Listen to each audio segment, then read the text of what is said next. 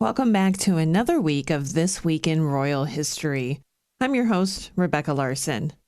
This week we travel through time all over the place, but we start out with Queen Victoria and end with King Henry VII. The Tudors Dynasty Podcast.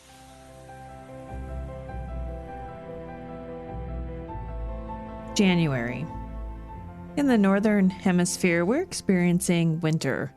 The long, dark, and cold winter months are at their deepest effect right now. We go to work in the dark and head home in the dark. And today I learned that the third Monday in January is actually the worst for mood. I think that I saw that on Twitter, so who knows if it's even true or not. Now, I also don't know if that's only meant for people who live in the Northern Hemisphere.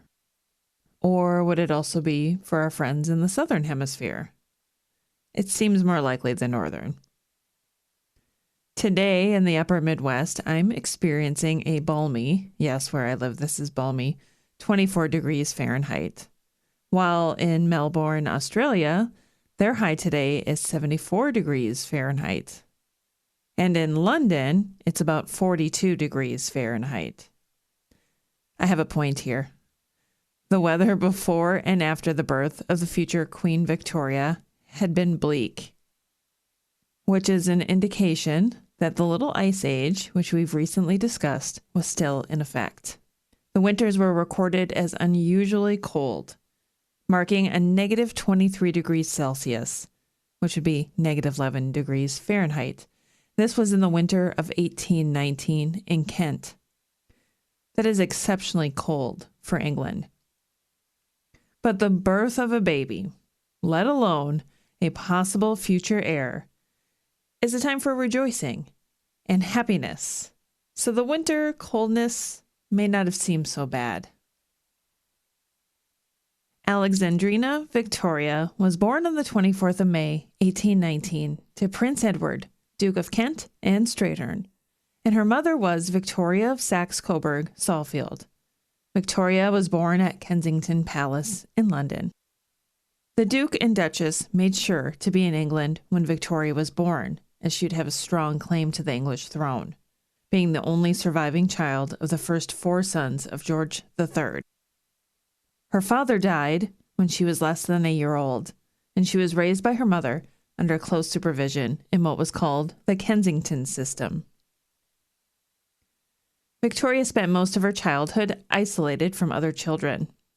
If Victoria were to become queen prior to coming of age, her mother and her comptroller, John Conroy, would govern the regency. However, on the 24th of May, 1837, Victoria turned 18 years old, avoiding a regency, and less than a month later, on the 20th of June, 1837, her uncle, King William IV, died. Her coronation took place on the 28th of June, 1838, at Westminster Abbey. Victoria married her first cousin, Albert of Saxe-Coburg and Gotha, in February 1840, and they had 9 children. In 1861, Victoria lost her mother and her husband within 9 months of each other. She went into a deep state of mourning and would wear mourning clothes for the rest of her life. Victoria died on the 22nd of January, 1901, after a reign that lasted 63 years, 7 months, and 2 days. She was the longest reigning British monarch until her great-great-granddaughter, Elizabeth II, surpassed her on the 9th of September, 2015. We know a lot about Victoria through her detailed journals, which she kept most of her life. She unfortunately is also the carrier for the blood clotting disease, hemophilia, which affected one of her sons, and at least 2 of her daughters were carriers. She is given the nickname Grandmother of Europe for her links to European royalty through her children. Her reign is known as the Victorian era, and it saw the growth of the British Empire along with industrial and technological advances in England. There are many things that we could call Ferdinand of Aragon, but I think we can all agree that he wasn't a great father, especially toward his daughter Juana, who we know as Juana the Mad, sister to Catherine of Aragon. But that's a whole other story. Ferdinand was born on the 10th of March, 1452, to John II of Aragon and Navarre, and his second wife, Juana Enriquez. He was the second son born to his father. In 1469, Ferdinand married his second cousin, Isabella of Castile, heir presumptive to the throne of Castile. Through this marriage, he became Ferdinand V of Castile, when Isabella succeeded her half-brother in 1474. When his father died in 1479, he was also Ferdinand II of Aragon. Together, Ferdinand and Isabella eventually became known as the Catholic monarchs for their completion of the centuries-long Reconquista. They had 7 children, though not all lived to adulthood. His wife, Isabella, died in 1504, and Castile was inherited by his daughter, Juana, and her husband, Philip, Duke of Burgundy. Ferdinand married again in 1505 to Germaine of Foix to solidify an alliance with France. They had one short-lived son. By 1506, Philip had died, and Juana was considered unfit to rule. Therefore, Ferdinand, her father, was named Regent of Castile. Ferdinand died on the 23rd of January, 1516, at 63 years old, and was buried at the Royal Chapel of Granada with his wife, Isabella, daughter, Juana, and son-in-law, Philip. While she wasn't ever Queen of England, she was considered heir to Queen Elizabeth I, Lady Catherine Grey. Catherine was born on the 26th of August, 1540, to Henry Grey, 1st Duke of Suffolk, and Lady Frances Brandon. Her maternal grandparents were Charles Brandon, 1st Duke of Suffolk, and Mary Tudor, Dowager Queen Consort of France, and youngest sister of Henry VIII. Through her father, she was also a descendant of Elizabeth Woodville, Queen Consort of Edward IV of England, from her marriage to Sir John Grey. Catherine and her 2 sisters had a strong claim to the English throne after the children of Henry VIII. In 1553, Catherine married Henry, Lord Herbert, at Durham House.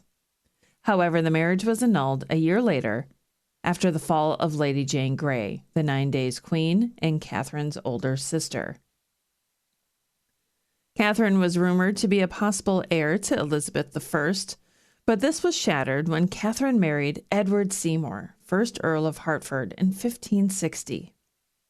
The marriage was done in secret and was not revealed until Catherine was almost 8 months pregnant. Elizabeth then imprisoned Catherine in the Tower of London, along with her husband, where she would give birth to 2 sons. Their marriage was annulled in 1562, and her sons were declared illegitimate and eliminated from the line of succession. Catherine was removed from the Tower after the birth of her second son and was imprisoned with various nobles. She died on the 27th of January, 1568, at 27 years old, of consumption. Her remains were moved to Salisbury Cathedral and buried alongside her husband. Catherine Grey's great-grandfather, Henry VII, was born on the 28th of January, 1457, to Edmund Tudor, 1st Earl of Richmond, and Margaret Beaufort, at Pembroke Castle in Wales. Edmund had died 3 months before his birth. Henry's paternal grandparents were Owen Tudor and Catherine of Valois, Dowager Queen Consort of England. Through his mother's line, he was also great-great-grandson of John of Gaunt, a son of Edward III. It is through this line in the House of Lancaster that Henry had his claim to the English throne. In 1471, after the York King Edward IV took the throne again, Henry fled to Brittany, with other Lancastrians and spent the next 14 years in exile, away from his mother, who had remained at court. Edward IV died unexpectedly in 1483, and his brother Richard III eventually took the throne. After a failed attempt at landing in England with forces, Henry was successful in 1485 and met Richard's army at the Battle of Bosworth Field on the 22nd of August. Henry defeated Richard, who died in battle, and declared himself King Henry VII. Honoring a pledge made in 1483, Henry married Elizabeth of York in 1486 at Westminster Abbey. She was the eldest daughter of Edward IV, and the marriage unified the fighting houses of the Wars of the Roses, the Yorks and the Lancasters. It also gave their children a stronger claim to the throne. They had 8 children in all, but only 4 would survive infancy. Henry had to deal with the Yorkist plots throughout his reign, for which he imprisoned and executed many. He also understood the value of foreign treaties, seen in the marriages of his eldest son Arthur to Catherine of Aragon and his eldest daughter Margaret to James IV of Scotland. Between 1502 and 1503, Henry lost his son Arthur and his wife and infant daughter. While he entertained thoughts of getting remarried, they were never fulfilled. The final years of his life are focused on preparing his only surviving son to be king. Henry died on the 21st of April, 1509, at 52 years old, and was buried at Westminster Abbey next to his wife. He was succeeded by his son Henry VIII, whom he left a great fortune and a secure throne to. Well, that concludes another week of This Week in Royal History. Did you learn something new this week? I really do hope that you go down another rabbit hole and discover a new figure in history who interests you. Until next time, I'm Rebecca Larson. Thank you so much for listening. Thanks for listening to this episode of the Tudors Dynasty Podcast. You can follow and support the Tudors Dynasty Podcast on Facebook, Twitter, Instagram, and Patreon @Tudors Dynasty.